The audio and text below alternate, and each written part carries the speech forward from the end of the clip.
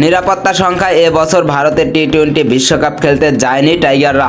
Bangladesh cricket board BCB venue পরিবর্তনের জন্য আবেদন করেছিল, কিন্তু বিসিবির সেই দাবি রাখেনি আন্তর্জাতিক ক্রিকেট কাউন্সিল আইসিসি। বাংলাদেশ দল ভারতে যেতে রাজি না হওয়ায় স্কটল্যান্ডকে বিশ্বকাপে খেলার সুযোগ করে দেয় আইসিসি। তারপর থেকেই শঙ্কা দেখা দেয় 2028 সালে টি-20 বিশ্বকাপে বাংলাদেশ দলের সরাসরি খেলা নিয়ে।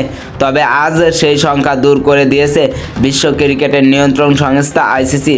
আইসিসির সংবাদ বিজ্ঞপ্তিতে বলা হয়েছে 2028 টি-20 বিশ্বকাপে খেলবে বাংলাদেশ। অস্ট্রেলিয়া নিউজিল্যান্ডে হতে যাওয়া আসরটি বাংলাদেশের অংশগ্রহণ নিশ্চিত হয়েছে র্যাঙ্কিংয়ের ভিত্তিতে। আজ কলম্বোয় নামিবিয়ার বিপক্ষে পাকিস্তানের জয়ের মাধ্যমে বিশ্বকাপের সুপার 8-এর লাইন আপ চূড়ান্ত হয়েছে। পাকিস্তান ছাড়াও সুপার 8-এ উঠেছে Bharat, Sri Lanka, Zimbabwe, West Indies, England, দক্ষিণ আফ্রিকা ও নিউজিল্যান্ড। টি-20 বিশ্বকাপের বাছাই বিধি অনুযায়ী সুপার 8-এ ওঠা সব দলই 2028 বিশ্বকাপ আসরের জন্য সরাসরি জায়গা নিশ্চিত করেছে।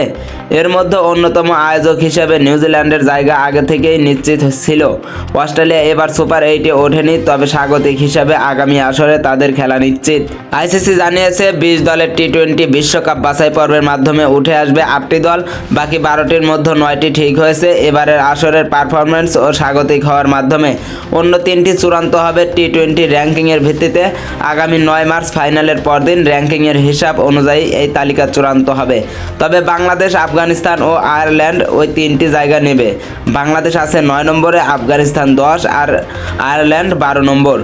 আগামী 9 মার্চের মধ্যে এমন কোনো আন্তর্জাতিক টি-20 ম্যাচ নেই যাতে এই 3 দলের র্যাঙ্কিংয়ে প্রভাব পড়তে পারে, যে কারণে বাংলাদেশ, আফগানিস্তান ও আয়ারল্যান্ডের 2028 আসরে খেলা নিশ্চিত।